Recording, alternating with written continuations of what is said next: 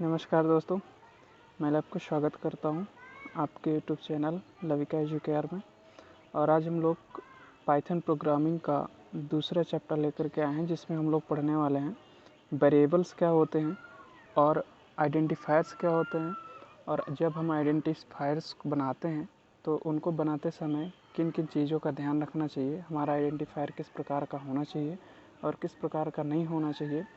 और साथ ही साथ हम लोग देखेंगे कि वेरिएबल को किस प्रकार से डिक्लेयर किया जाता है पाइथन लैंग्वेज में, और किसी वेरिएबल को कोई वैल्यू किस प्रकार से असाइन की जाती है। तो ये सारी चीज़ें हम लोग इस ट्यूटोरियल में सीखने वाले हैं। तो सबसे पहले बात करेंगे हम लोग कि वेरिएबल्स क्या होते हैं। तो आप लोग यहाँ पर देख सकते हैं, वेरिएबल्स एक ऐसा नाम होता है जिसका उपयोग मेमोरी लोकेशन को संदर्भित करने के लिए किया जाता है। अब इसका मतलब क्या होता है कि वेरिएबल नाम होता है। ठीक है, वेरिएबल क्या होता है? नाम होता है। और कोई भी नाम हम दे सकते हैं। आगे हम लोग पढ़ेंगे कि किस हिसाब से नाम देना है। ठीक है, जैसे हमने कह दिया एक्स, तो एक्स एक क्या हो गया? ये एक वेरिएबल हो गया, ये एक नाम हो गया। ठीक है, हमने कहा सम, तो सम क्या हो गया? एक नाम हो गया, यह एक वेरिएबल हो गया। ठीक है, अब देखिए, वेरिएबल को आइडेंटिफायर के रूप में भी जाना जाता है, जिसे वैल्यू होल्ड करने के लिए इस्तेमाल किया जाता है। अब यहाँ से एक चीज़ तो और पता चल गई कि जो वेरिएबल है, इसी को हम लोग क्या कहते हैं? वेरिएबल को ही हम आइडेंटिफायर भी बोल सकते हैं। ठीक है, तो यहाँ से एक चीज़ आपकी क्लियर हो जाती है कि वेरिएबल कहें या फिर आइडेंटिफायर कहें, दोनों एक ही चीज़ें होती हैं। और जो वेरिएबल होते हैं वो क्या होते हैं? नाम होते हैं। और इनका यूज़ किस लिए होता है? मेमोरी एलोकेशन के लिए, या मेमोरी की लोकेशन का पता करने के लिए होता है। अब जैसे उदाहरण के लिए कि हमको क्या करना है, हमें दो नंबरों को जोड़ना है। ठीक है, तो हमने कहा एक नंबर 10 है, ठीक है, और दूसरा है हमारा 15। ठीक है, और तीसरे में इन दोनों को हमने क्या किया? जोड़ दिया। तो इसका मतलब क्या हुआ? तो यहाँ पर ए, बी और सी ये जो दिख रहे हैं आपको, ये हमारे वेरिएबल्स होते हैं। देखिए, ए यहाँ पर लिखा हुआ है, इसका मतलब ए की मेमोरी में जो स्टोर होगा वो क्या स्टोर है? 10। और बी नाम के जो वेरिएबल में स्टोर होगा वो 15। तो ये मेमोरी का पता चल रहा है ना, मेमोरी के लोकेशन का, कि 15 कहाँ पर स्टोर है? वो बी नाम के वेरिएबल में स्टोर है। 10 कहाँ पर स्टोर है? ए नाम के वेरिएबल में स्टोर है। ठीक है, और ए और बी का जो सम है वो कहाँ पर स्टोर है? वो सी नाम के वेरिएबल में स्टोर है। ठीक है, तो इससे हम बता सकते हैं कि जो हमारा वेरिएबल होता है वो किस लिए यूज़ होता है? वो हमारा मेमोरी की लोकेशन को संदर्भित करने के लिए भी यूज़ होता है, कि ये जो हम वैल्यू रख रहे हैं ये किस मेमोरी में जाकर के कहाँ पर सेव होगी। ठीक है, चलिए देखिए, आगे आपको पाइथन में हमें वेरिएबल के प्रकार को स्पेसिफाई करने की ज़रूरत नहीं होती, क्योंकि पाइथन वेरिएबल खुद ही पता कर सकती है। अब देखिए, पाइथन लैंग्वेज जो है बहुत ही कमाल की लैंग्वेज होती है। अगर मैं बात करूँ सी लैंग्वेज की, तो सी लैंग्वेज में ऐसा होता है कि आपको वहाँ पर वेरिएबल डिक्लेयर करना पड़ता है और वेरिएबल का टाइप भी बताना पड़ता है। जैसे उदाहरण के लिए, अगर आपको 10 को स्टोर कराना है, ठीक है, 10 को किसी वेरिएबल में स्टोर कराना है, तो आपको कुछ इस तरह से वेरिएबल बनाना पड़ता था सी लैंग्वेज में। ठीक है, सबसे पहले आपको जो है बताना पड़ता था कि जो हम वेरिएबल बना रहे हैं किस टाइप का है, डेटा टाइप होता था उसका। तो जैसे लिख दिया इंट। ठीक है, तो इंट क्या होता था? डेटा टाइप होता था। इंट का मतलब इंटीजर, जिसमें हम लोग न्यूमेरिकल वैल्यू रख सकते हैं। ठीक है, या फिर कैर होता था जिसमें कैरेक्टर वाली वैल्यूज़ रख सकते थे, या फिर स्ट्रिंग होता था जिसमें हम स्ट्रिंग रख सकते थे, जैसे किसी का नाम हो गया या और कुछ हो गया। तो हम लोग इस तरह से करते थे। जैसे हमको 10 को स्टोर कराना था, तो 10 हमारा इंटीजर वैल्यू है। ठीक है, तो 10 के लिए हम क्या करते थे? यहाँ पे लिखते थे इंट, और फिर आगे लिखते थे, जैसे लिख दिया x बराबर 10। ठीक है, तो यहाँ पर क्या हो जाता था? इसका मतलब ये हो गया कि ये जो x है ये एक इंटीजर टाइप का वेरिएबल है, जिसमें 10 ये वैल्यू इसमें स्टोर की गई। ठीक है, तो इस तरह से बनाना पड़ता था। लेकिन अगर हम पाइथन की बात करें तो पाइथन में ऐसा करने की ज़रूरत नहीं होती। ठीक है, पाइथन क्या होता है कि वो डायरेक्टली ऑटोमेटिकली वो फाइंड आउट कर लेता है कि आपने जो वैल्यू दी है वो किस डेटा टाइप के। ठीक है, जैसे कि आपने लिखा x लिखा, ठीक है, और x में लिखा दिया 10, जैसे ये लिख दिया आपने। ठीक है, तो वो ऑटोमेटिकली ये पता कर लेगा कि जो x में जो वैल्यू 10 लिखी है ये इंटीजर है कि फ्लैट है कि कैर है, किस प्रकार का है, वो ऑटोमेटिकली इस चीज़ को रीड कर लेता है। ठीक है, तो ये आपको अलग से डेटा टाइप बताने की ज़रूरत नहीं होती है इस पर। ठीक है, चलिए आगे देखिए, वेरिएबल नेम लेटर और डिजिट दोनों का एक समूह हो सकता है। अब देखिए, जो वेरिएबल का नेम होता है तो आप उसमें नंबर भी लिख सकते हैं और अल्फ़ाबेट भी लिख सकते हैं। दोनों तरीके से आप वेरिएबल बना सकते हैं, ठीक है। जैसे आपने मान लीजिए कोई वेरिएबल बनाया, ठीक है। अब वेरिएबल के लिए मान लीजिए कि आपने एबल, ठीक है, ए बी नाम का एक वेरिएबल बना दिया, ठीक है, जिसमें 10 वैल्यू को स्टोर करा दिया, ठीक है। अब ए बी नाम का हम एक और वेरिएबल बनाए, तो अगर ए बी 2 करके बना दें तो ये भी हमारा वेरिएबल मान्य होगा। यानी कि यहाँ पर देखिए हमने क्या किया है, कैरेक्टर का भी यूज़ किया है और न्यूमेरिकल वैल्यू का भी यूज़ किया है। तो आप भी दोनों तरह की वैल्यू का यूज़ करके और वेरिएबल को डिक्लेयर कर सकते हैं, ठीक है। चलिए ठीक है, लेकिन उन्हें एक लेटर या अंडरस्कोर से शुरू करना होगा। तो मैं ये आगे इस लाइन को आगे हम लोग डिस्कस कर लेंगे, ठीक है। वेरिएबल नाम के लिए लोअर केस अक्षरों का उपयोग करना अच्छा होता है। हालांकि आप कोई भी करें सारे मान्य होते हैं, लेकिन ज़्यादातर लोग लोअर केस में यूज़ करते हैं, क्योंकि जब हम प्रोग्राम बना रहे होते हैं तो उस समय हमको कोई दिक्कत ना हो, ठीक है। क्योंकि मान लीजिए आपने कैपिटल में लिख दिया है और आपको भूल गया कि आपने क्या कैपिटल में लिखा था, क्या स्मॉल में लिखा था, इसलिए सारे स्मॉल में ही लिखें तो ज़्यादा बेहतर होता है। एक चीज़ और ध्यान देंगे कि हमारा जो वेरिएबल होता है वो केस सेंसिटिव होता है। जैसे कि आप यहाँ पर देख सकते हैं, दो वेरिएबल बने हुए हैं, एक स्मॉल में लिखा हुआ है राहुल और एक कैपिटल में लिखा हुआ है राहुल। तो ये दोनों अलग अलग वेरिएबल होते हैं। अगर आपने कहीं पे ऐसे करके राहुल लिख दिया, ठीक है, और कहीं पे आपने ऐसे राहुल लिखा, तो ये दोनों अलग अलग वेरिएबल माने जाएंगे, ठीक है। तो ये भी आप ध्यान दीजिएगा। चलिए बात करते हैं आइडेंटिफायर्स की। तो मैंने आपको पहले ही बता दिया है कि आइडेंटिफायर्स क्या होते हैं। जो हमारे वेरिएबल्स होते हैं वही हमारे आइडेंटिफायर्स भी होते हैं, ठीक है। अभी जो आइडेंटिफायर्स होते हैं इनका जो नामकरण होता है, इनका जो हम नाम रखते हैं, तो वो कैसा होना चाहिए और कैसा नहीं होना चाहिए, इसके लिए कुछ रूल्स होते हैं। तो उनके बारे में भी हम लोग देख लेते हैं एक नज़र में, ठीक है। तो देखिए सबसे पहले क्या है कि आइडेंटिफायर को नाम देने के रूल्स नीचे हैं। क्या है, आइडेंटिफायर का पहला कैरेक्टर एक अल्फ़ाबेट या अंडरस्कोर होना चाहिए। मतलब कि जब भी आप किसी वेरिएबल का नाम दें तो या तो वो अल्फ़ाबेट से शुरू होना चाहिए या तो फिर वो अंडरस्कोर से शुरू होना चाहिए। यानी कि कोई नंबर आप शुरू में नहीं रख सकते। हाँ, बीच में कोई नंबर ज़रूर रख सकते हैं, लेकिन शुरू में कोई नंबर नहीं रखेंगे। आगे देखिए, पहले कैरेक्टर को छोड़कर सभी कैरेक्टर लोअर केस यानी कि स्मॉल ए से जेड के अल्फ़ाबेट्स, अपर केस, अंडरस्कोर या कोई डिजिट कुछ भी हो सकता है। लेकिन पहला वाला है वह आपका क्या क्या छोड़ के कह रहा है, कैरेक्टर लोअर केस के सभी अल्फ़ाबेट्स और ए टू जेड या डिजिट्स कुछ भी हो सकता है। मतलब बस क्या नहीं होना चाहिए आपका, जैसे कि यहाँ पर आपने देखा कि यहाँ पर ये जो है आपका अल्फ़ाबेट या अंडरस्कोर से शुरू होना चाहिए। यहाँ पर नंबर नहीं हो सकते, जैसे 3 और आर लिख दिया, कोई ये वेरिएबल बन गया, तो ये नहीं हो सकता। आप अगर R3 दें तो ये वेरिएबल मान्य होगा, ठीक है। तो ये चीज़ आप विशेष रूप से ध्यान दीजिएगा जब भी वेरिएबल डिक्लेयर करिए। आगे देखिए, आगे आपका आइडेंटिफायर के नाम में कोई भी वाइट स्पेस या स्पेशल कैरेक्टर नहीं होना चाहिए।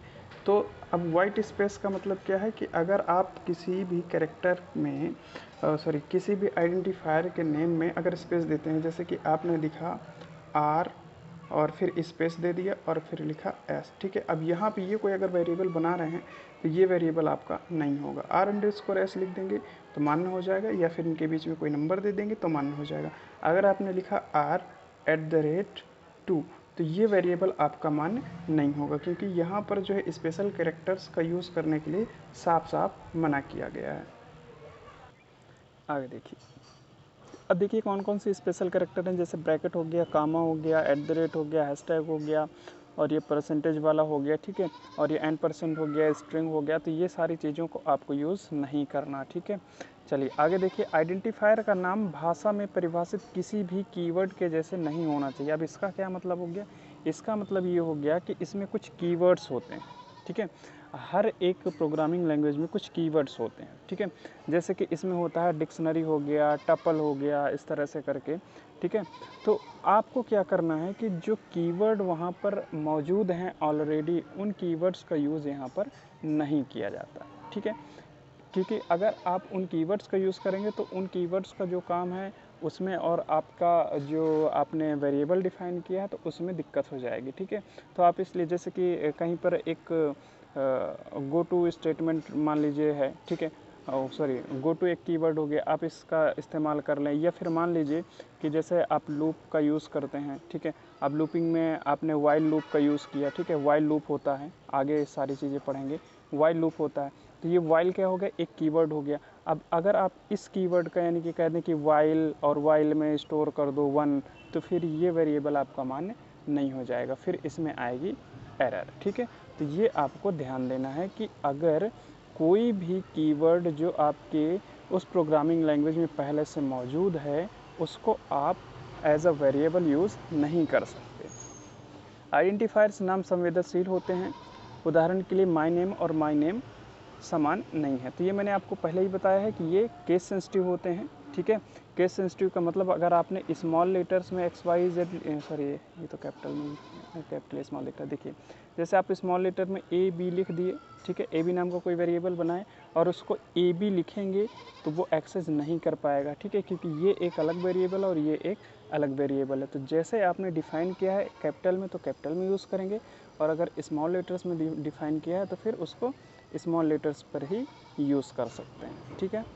अब देखिए मान्य आइडेंटिफायर्स के उदाहरण क्या क्या हो सकते हैं, तो जैसे यहाँ पर लिखा है A123_N, ठीक है, तो अगर आप इस तरह का कोई वेरिएबल बनाते हैं तो वो मान्य होगा, ठीक है। और दूसरा देख सकते हैं आप, दूसरा लिखा हुआ है N_9, ठीक है, तो अगर आप ऐसा कोई लिखते हैं तो वो भी मान्य होगा। देखिए जैसे कि लिख दिया N_9 10 कुछ भी लिख दिया तो ये भी आपका मान्य होगा।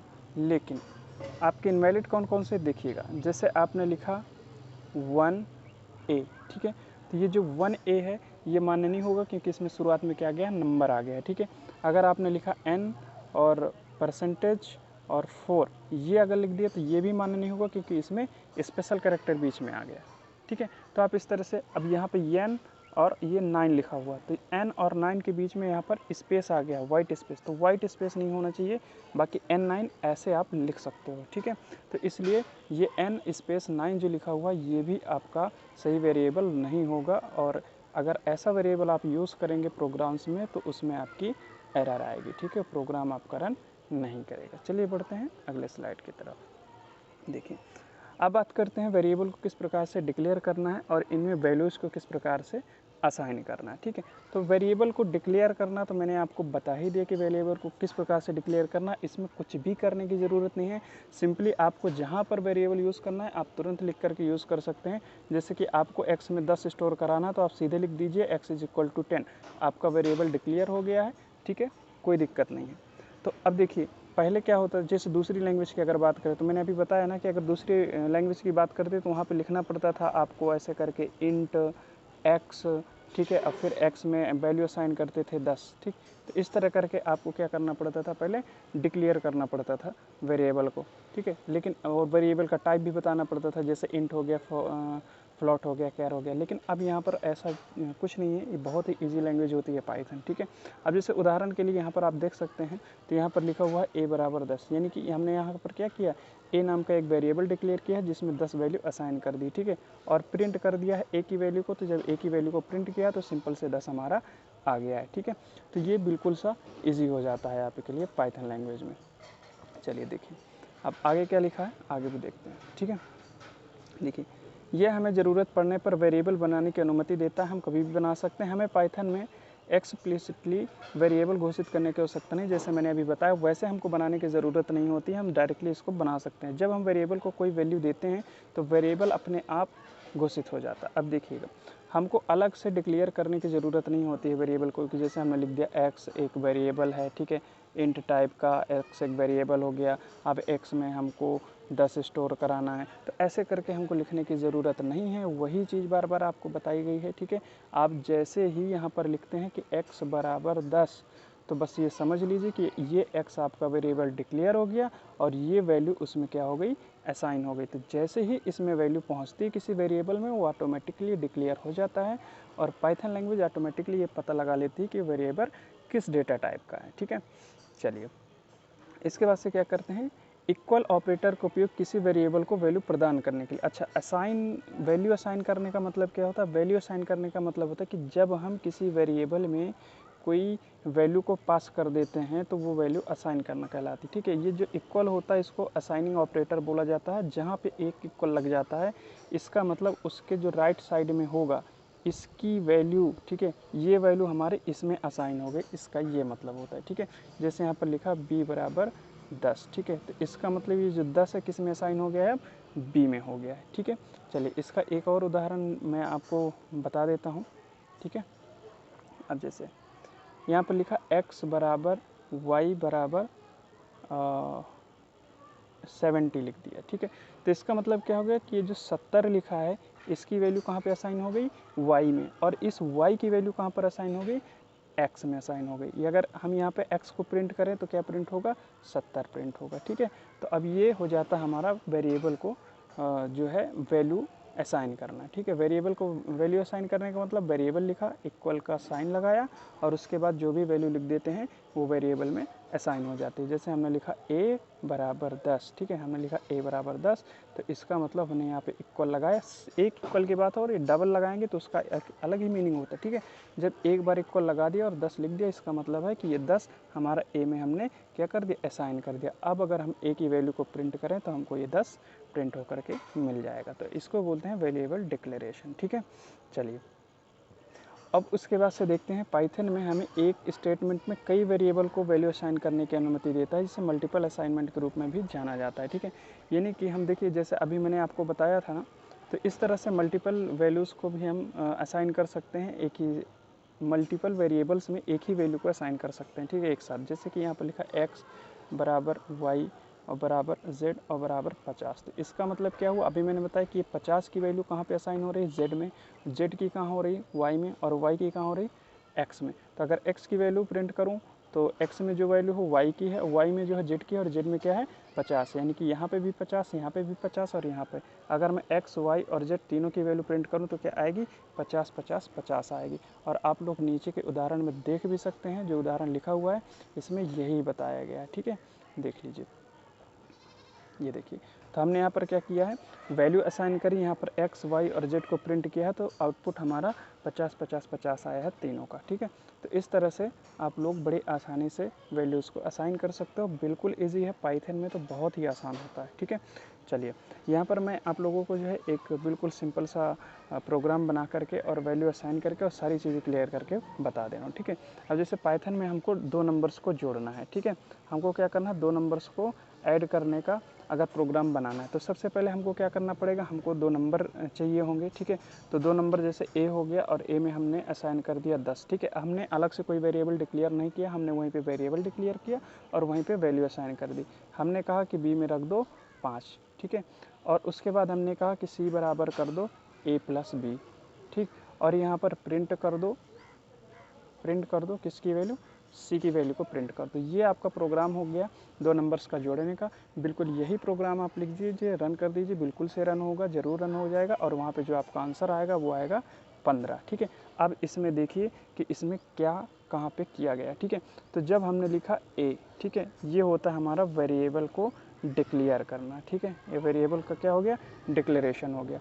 जब हमने लिखा a बराबर 10 तो ये क्या हो गया, असाइन करना हो गया वैल्यू। हमने वेरिएबल में क्या किया, वैल्यू को असाइन कर दिया। ठीक है, अच्छा, और ये यहाँ पर जो हमने प्रिंट लिखा ये क्या हो गया, उसका आउटपुट निकालने के लिए हमने प्रिंट स्टेटमेंट चला दिया। ठीक है, तो ये इतने काम हमारे इसमें हो गए। चलिए अब बढ़ते हैं अगले स्लाइड की तरफ और देखते हैं इसमें क्या है। ठीक है, assigning multiple values to multiple variables. अब एक साथ हम लोग कई सारे वेरिएबल्स को अलग अलग वैल्यूज़ भी दे सकते हैं यहाँ पर।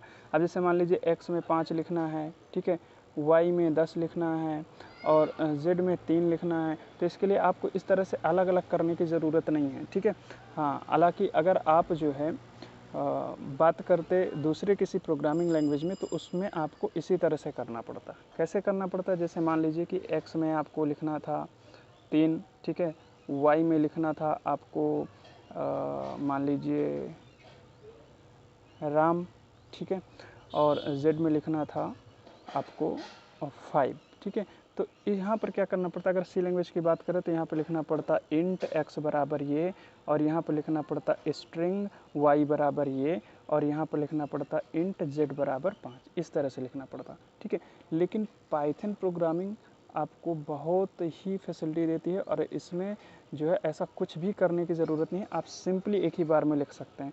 ठीक है, कैसे लिख देते हैं, x बराबर लिख देते 10, ठीक है, और उसके बाद आप y बराबर लिख सकते थे जो भी लिखना है, या तो फिर इसका जो दूसरा तरीका है वो दूसरा तरीका बिल्कुल ईजी सा ऐसा है कि आप लिखो x, y और z, ये हमारे तीन क्या हैं, वेरिएबल हो गए। लेकिन ये ध्यान दीजिएगा कि जिस फॉर्म में आपको रखना, जिस फॉर्म में आपके वेरिएबल हैं वैसे ही आपको उनकी वैल्यूज़ भी सेट करना है। अब x में हमको देना था मान लीजिए 5, तो हमने x में 5 दे दिया, कामा किया, और y में हमको राम लिखना था तो हमने डबल इन्वर्टेड कामा करके यहाँ पे लिख दिया राम, ठीक है, और फिर कामा किया, और फिर हमको z में लिखना था 3 तो हमने लिख दिया 3, ठीक है। तो इस तरह से जो है आप एक ही बार में यहाँ पर वैल्यूज़ को असाइन कर सकते हैं।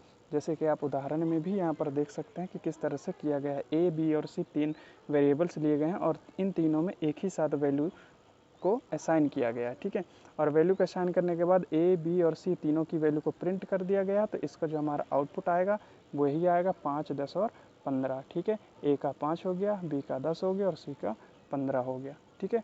बस इसमें यही ध्यान देना है कि जिस क्रम में आपने वेरिएबल बना है उसी क्रम में उनकी वैल्यू भी आपको देना पड़ेगा। मतलब कि अगर आपने a में 5 लिखना है, ठीक है, तो आपने a, b और c लिखा है तो पहले आप a की वैल्यू लिखेंगे, ठीक है। ऐसा नहीं कि पहले 10 लिख दें और फिर 5 लिखें, तो क्योंकि जो पहले होगा वो पहले वाले में जाएगा, जो दूसरा होगा वो दूसरे वाले की वैल्यू को एक्सेस करेगा, ठीक है।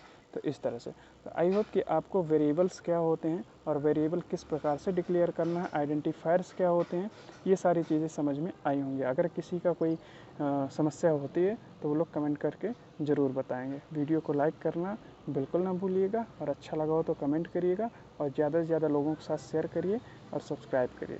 Thank you.